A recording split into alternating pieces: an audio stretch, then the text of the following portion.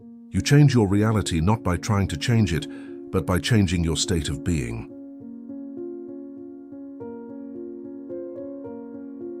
You are trying too hard, not to succeed, not to improve, but to become someone else. And that effort is the very thing keeping you where you are. You don't notice it because you've been praised for it your entire life, trying harder, pushing forward, fixing yourself. But listen carefully. Nothing in your life is waiting for you to become better. That idea alone makes most people uncomfortable. And if it does, that's not an accident. Because if you leave now, you'll miss the moment where this begins to make sense. Not logically, but personally. You may still be doing something wrong, not morally, not ethically, but quietly. In the way you relate to effort, change, and identity. Most people never see it. They stay busy instead. And if you're honest, part of you already knows this video isn't about adding anything to your life.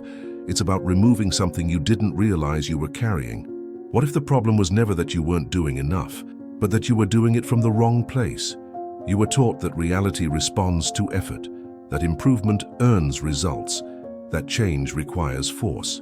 But none of that explains why some people seem to move forward by barely pushing at all, or why the harder you try in certain areas, the more resistance you meet. This is where most people get it wrong. They assume reality is a system of rewards.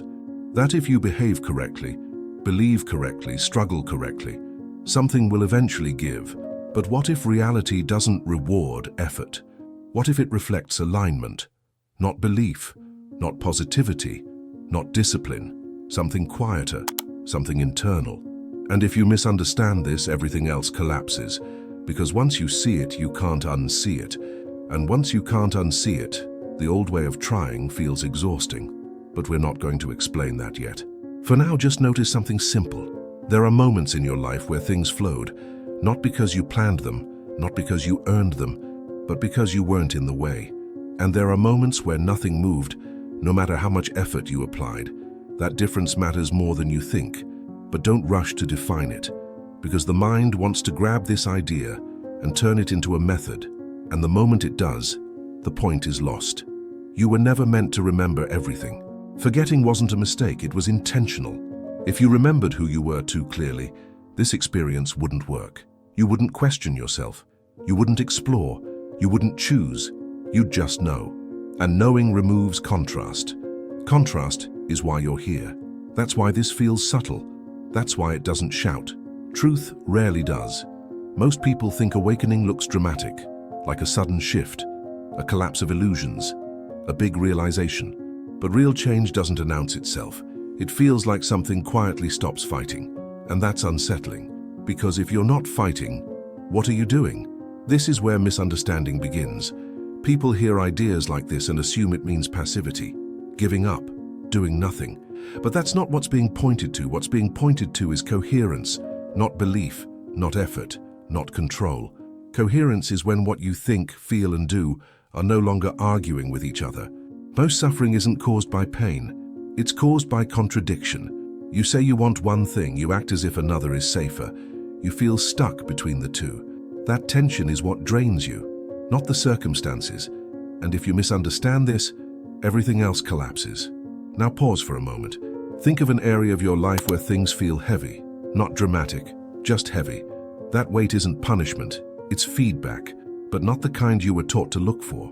Reality isn't telling you to try harder there. It's showing you something isn't aligned, and alignment isn't something you force. It's something you stop resisting. This is uncomfortable for people who built their identity on effort. If effort is no longer the answer, who are you? That question scares more people than failure ever did, because failure still keeps the structure intact. You just didn't succeed yet, but removing the struggle removes the story. And most people don't know who they are without the story. You are not one fixed version of yourself, you never were. There are countless versions of you existing simultaneously, not metaphorically, not symbolically, experientially, each one responding differently, choosing differently, perceiving differently, and you move between them constantly, not by effort, but by state. The version of you listening right now is not the same version who woke up this morning. Subtle shift, but real. And the version of you who will hear the end of this video will not be the same one who started it. That's not coincidence. But we're not going to explain how that works yet, Because if we do it too early, the mind will turn it into a task. And that's not the point. Now is where most people get it wrong. They hear about different versions of the self and think they need to become a better one, a higher one, a more evolved one. But you don't move between versions by climbing. You move by matching. You don't pull reality toward you. You resonate into a version where it's already happening. And resonance isn't effort, it's honesty. That's why pretending never works for long. That's why forcing positivity backfires. That's why discipline without clarity burns people out. You can't fake coherence. Reality doesn't respond to what you want. It responds to what you are consistent with, not consciously, energetically. And that consistency isn't about repetition. It's about agreement. Agreement between your thoughts, your emotions, and your actions. When they agree, movement happens. When they don't, friction appears. That friction is what you call struggle. And you've been taught to worship struggle, to see it as noble, as necessary, as proof you're doing something right. But what if struggle is simply information? What if it's showing you that you're pushing against your own direction? This doesn't mean stop moving. It means stop pushing sideways. And if you misunderstand this, everything else collapses, because the mind will try to turn this into laziness, or justification, or escape. That's not what this is. This is about precision, the kind that doesn't look impressive from the outside. Now, there's something important you need to understand later. Not now, later, because if you hear it too early, you'll dismiss it. Around the middle of this message, something will click, but only if you stay with it. Leaving early guarantees misunderstanding. That's not a threat, it's a pattern. People leave when they sense their identity is about to loosen. Stay. Suffering is not a test. It's not punishment. And it's not random. It's misalignment held too long, like holding a note that doesn't match the chord. At first it's subtle, then it becomes unbearable. And the instinct is to blame circumstances, people, events. But those are reflections. Mirrors don't create the image, they show it. Reality isn't reacting to you, it's reflecting you. And reflection doesn't judge, it simply shows. This is uncomfortable because it removes the villain. And without a villain, responsibility becomes internal. Not blame, responsibility, the kind that gives you freedom. But we're not going there yet. There is a quiet shift happening across the world. Not dramatic, not organized, not loud. Most people won't notice it until they're already inside it. It's not about belief systems changing. It's about exhaustion with pretending. People are tired of performing versions of themselves that don't fit anymore. Tired of chasing goals that don't feel real. Tired of improving identities they never chose consciously. That fatigue isn't collapse, it's readiness. But readiness doesn't look like motivation, it looks like stillness. And stillness terrifies a culture built on motion. Now, before we go further, do something small. If you recognize yourself as someone who has always tried to fix themselves, type, "I see it" in the comments. Not for visibility, for identity. Doing nothing does not mean nothing happens. It means nothing false is added. And when nothing false is added, what's real becomes obvious. But obvious doesn't mean easy, because once you see where you've been interfering, you can't unsee it. And the temptation to interfere again is strong, especially when things slow down. This is where most people give up, not because it doesn't work, but because it doesn't feel familiar. And familiarity is addictive, even when it hurts. We are not done yet. What comes next reframes effort itself, but if you hear it too soon, you'll misapply it. So stay. Most people think change feels like movement, but the deepest shifts feel like subtraction. Something stops being defended, something stops being justified, something stops being carried, and suddenly, there's space. But space is uncomfortable when you're used to noise. You don't experience reality directly. You experience yourself responding to it. That distinction changes everything. Two people can live the same event and walk away in completely different worlds. Not because the event changed, but because the inner position did. This is where most people get it wrong. They think life happens first, and meaning comes after. But meaning comes first. Life reflects it second, not as reward, not as punishment, as resonance. And resonance is precise. It doesn't care about your intentions. It doesn't care about your effort. It doesn't care about your words. It reflects your internal agreement. That's why saying the right things never lasts. That's why forcing confidence collapses. That's why pretending alignment creates exhaustion instead of flow. You can't maintain what isn't true for you. There is nothing wrong with you, but there may be something outdated, an identity you outgrew but kept wearing, a role you learned to survive that no longer fits, a way of moving that once protected you, but now limits you. And because it once worked, you trust it, even when it hurts. This is why suffering lingers, not because you deserve it, but because you're loyal to something that no longer matches you. Loyalty can be beautiful and destructive at the same time. Now pause. Think about the things you struggle with most. Notice how often they involve trying to prove something. Worth, capability, stability, control. Proving creates tension, and tension blocks clarity. This is not an invitation to stop acting. It's an invitation to stop proving. Action that comes from proving drains you. Action that comes from clarity feeds you. They can look identical from the outside, but they feel completely different on the inside. That difference is everything. You were never meant to chase alignment. Alignment happens when you stop contradicting yourself. Most people live in constant inner argument. One part wants change, another wants safety, one wants truth, another wants approval, and instead of resolving that conflict, they push forward anyway. That creates friction. Friction feels like effort. Effort feels like virtue. So the cycle continues, but friction is not required. It's feedback. And if you misunderstand this, everything else collapses, because you'll try to remove friction without listening to what it's pointing at. Now, there's something important coming later in this message, something most people completely misunderstand. If you leave before it arrives, you'll think this is about passivity, or complacency, or giving up. It's not. But the clarity only lands after the tension has been felt. Stay. There is a version of you that never struggled with this problem. Not in the past, not in the future. Now, you're not separated from that version by time. You're separated by state. And state is not created by force. It's created by permission. Permission to be what's already present. This sounds abstract until you notice how often you deny your own signals. You feel tired and push. You feel clear and hesitate. You feel ready and delay. Those moments matter. They're not random. They're invitations to shift state, but you've been trained to override them. Productivity over honesty, consistency over truth, expectation over resonance. So the body whispers, then it tightens. Then it protests. And you call that stress, but stress is simply misalignment asking to be acknowledged. Reality does not need you to struggle to justify your existence. You don't earn your place here. You chose it.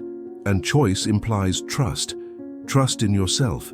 Trust in the process. Trust in the unfolding. But trust has been misunderstood. People think trust means blind faith. It doesn't. Trust means responding honestly to what is, not what should be, not what was expected, not what looks impressive, what is. This is where forgetting plays a role. You forgot your broader perspective so that choice could be real. If you remembered everything, choice would be automatic. There would be no exploration, no contrast, no depth. Forgetting creates meaning, and meaning creates experience. You are not here to fix the world. You are here to experience it through a particular lens. That lens shifts constantly, and every shift opens a different version of reality. This is why forcing outcomes fails. You can't force yourself into a version you're not aligned with. You can only soften into the one you already match. And matching is subtle. It feels like relief, like recognition, like something clicking without effort. That's why people overlook it. It doesn't look dramatic enough, but drama is not a sign of truth. Drama is a sign of resistance. Now pause again. Think of a time when something important happened without struggle. A meeting, an insight, a connection. Notice how little effort it required. Notice how natural it felt. That wasn't luck. That was alignment. And alignment is not rare. It's just unfamiliar to those addicted to effort. There are many versions of the world existing simultaneously, not symbolically, experientially. The world you experience is the one you're tuned to, not morally, not spiritually, practically. Your expectations, definitions, and emotional posture tune you. And tuning is constant. You retune every moment. That's why change can be instant, and also why it's often missed. Because the mind expects continuity, but reality is fluid, and you move through it like a dial turning. Now, this is important. Around this point, many people start trying to apply this. They ask, so what do I do differently? That question comes from the old pattern. The answer doesn't. The shift is not in what you do, it's in where you do it from, and that cannot be copied. It must be noticed.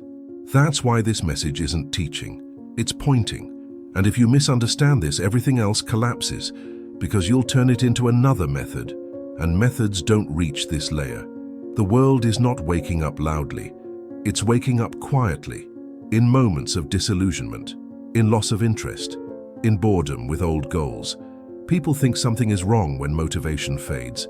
But often motivation fades because alignment has changed. The old chase no longer fits. And instead of listening, people panic. They look for new goals, new identities, new struggles, anything to avoid the silence. But silence is where coherence is felt, not explained, felt. Now do something again. If you felt a quiet loss of interest in things that once mattered deeply, type, I'm shifting in the comments. Not to announce it, to acknowledge it. You are not becoming empty. You are becoming precise. Precision feels like less noise, less justification, less effort. And that scares a system built on accumulation. But precision is power. Not the loud kind, the grounded kind, the kind that doesn't need to convince.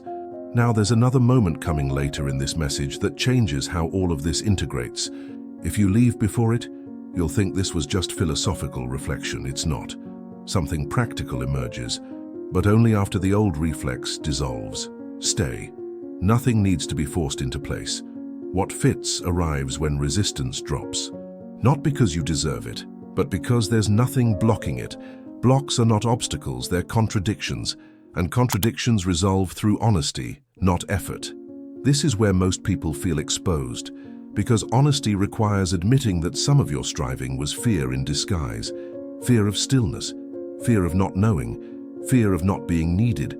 Letting go of struggle can feel like letting go of identity, and in a way, it is.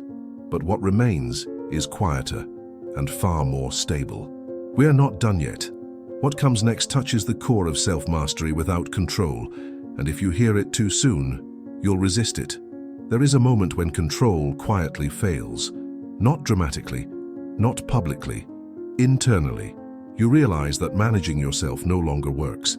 That discipline feels heavy. That motivation feels artificial. That effort feels disconnected. And for the first time, you don't know what to replace it with. This moment scares people. Because control has been mistaken for strength, and letting go feels like weakness. But listen carefully. Control is not mastery. Control is compensation. It appears when trust is missing, when coherence is broken, when you don't feel safe being what you already are. Mastery feels very different. Mastery doesn't grip, it doesn't force, it doesn't monitor every thought. Mastery allows, and allowance is misunderstood. Allowance is not indulgence, it's not chaos, it's not carelessness. Allowance is alignment without tension. This is where most people get it wrong. They think self-mastery means becoming rigid, becoming flawless, becoming untouchable. But rigidity breaks under pressure. Flawlessness creates fear. Untouchability creates isolation. True mastery is responsive, fluid, aware, present. You don't need to improve your reactions. You need to understand where they come from. Every reaction is a signal, not a flaw. If something triggers you, it's not because you failed. It's because a definition is still active. A definition about safety, about worth, about control. And definitions don't dissolve through suppression. They dissolve through recognition.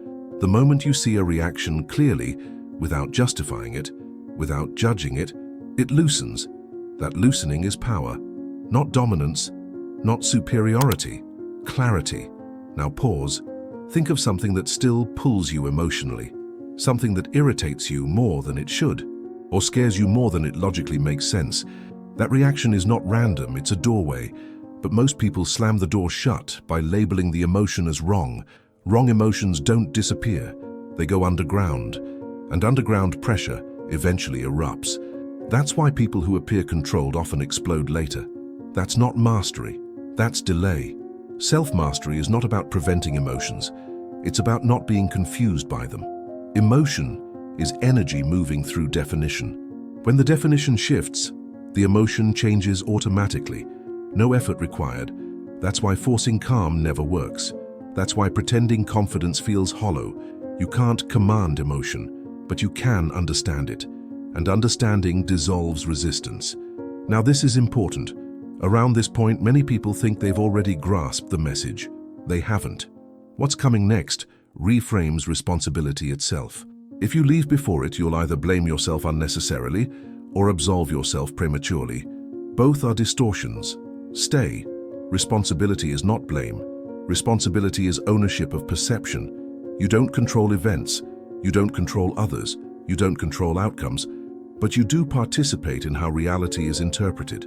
And interpretation determines experience. This is subtle because it doesn't give the ego something to fix. It gives awareness something to notice. Most people don't want awareness. They want tools. Tools feel safer. Awareness feels exposed. But awareness is where coherence lives. There is no external authority guiding your inner state.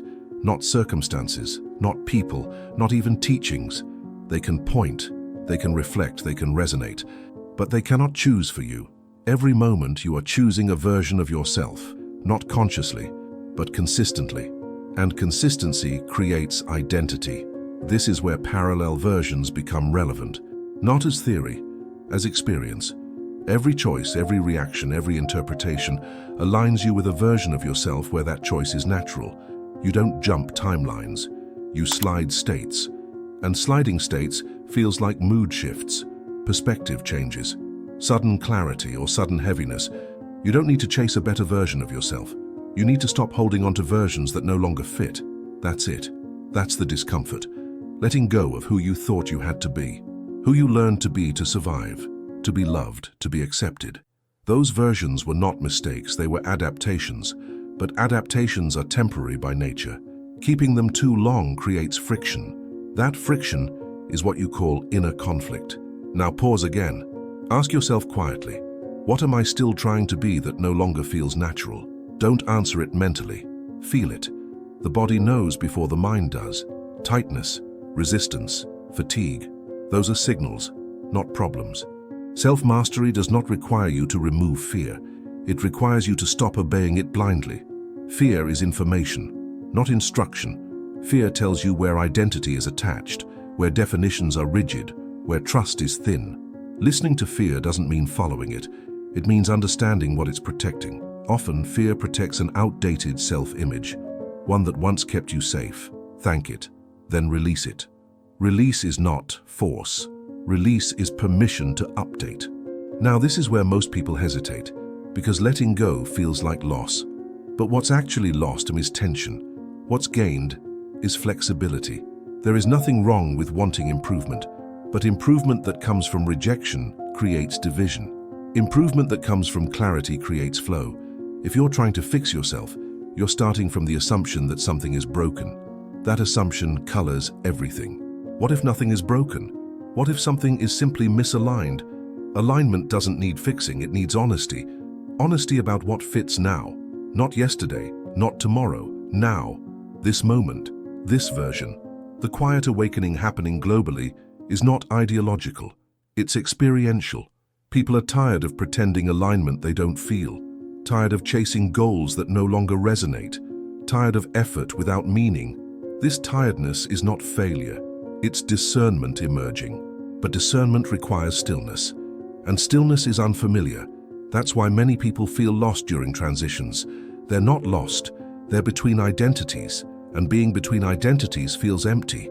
But that emptiness is fertile if you don't rush to fill it. Now do something again. If you've ever felt like you don't fit your old goals anymore, type "I'm between" in the comments. Not to explain it, just to mark it. Nothing needs to be added to master yourself. Something needs to stop. The constant negotiation, the constant proving, the constant correction. When that stops, coherence emerges naturally, and coherence moves reality effortlessly, not dramatically, effortlessly. Now there is one more layer, one that brings everything together. If you leave before it, you'll think mastery is passive awareness. It's not. Something active appears. but only after surrendering false control.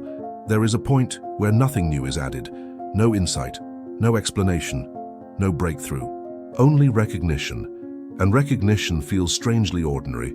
That's why most people miss it.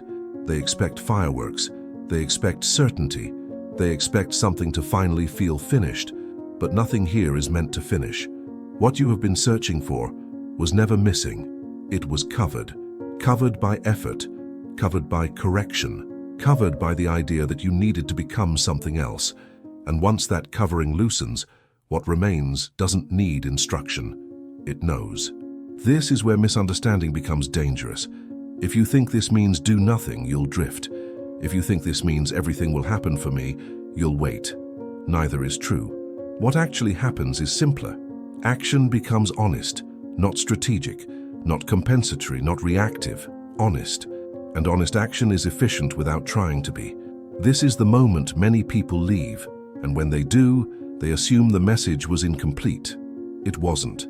They just expected a final answer.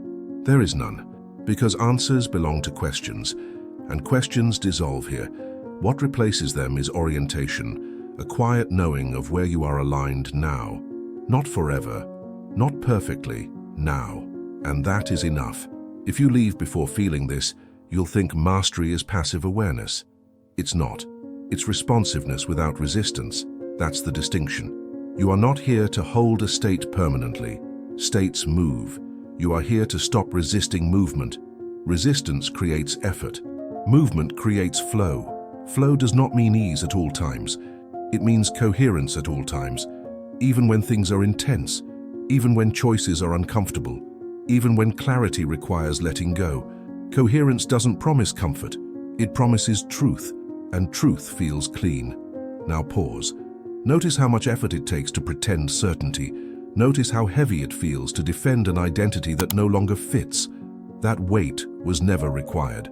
You carried it because you thought it kept you safe. But safety does not come from control. It comes from congruence, being where you actually are, not where you think you should be. Reality has never been asking you to change. It has been responding to who you are being. And being is not effortful. It's revealed when effort stops interfering. That's why doing nothing changes everything was never literal. It points to the absence of distortion. Nothing false added, nothing real removed, just clarity. There are countless versions of you available. Not better, not worse, more or less aligned. You don't choose them by force, you recognize them by feeling. The one that feels lighter without being shallow. The one that feels grounded without being rigid. The one that feels honest without being harsh. That's the direction. And direction doesn't need speed. It needs sincerity. Now, the quiet awakening you are part of does not need agreement. It doesn't need belief. It doesn't need followers. It happens individually, silently, when people stop trying to escape themselves, when they stop chasing improvement as proof of worth, when they allow coherence to replace control. You won't see it announced. You'll feel it in conversations that soften, in ambitions that dissolve, in choices that suddenly feel obvious, not dramatic, clear. If you are waiting for permission to stop striving, this is it. Not permission to stop acting, permission to stop forcing. Those are not the same. Action will still happen, but it will come from alignment, not anxiety. And that changes everything without changing anything. Now do one last thing. If you recognize yourself not as someone seeking answers, but as someone remembering coherence, type "I'm here" in the comments. Not to close this, to keep it open, because this doesn't end. It echoes in how you listen tomorrow, in how you choose without justification, in how effort quietly leaves spaces it never belonged. Nothing to hold, nothing to prove, nothing to become, only something to stop interrupting. And when you do, you'll notice you were already moving,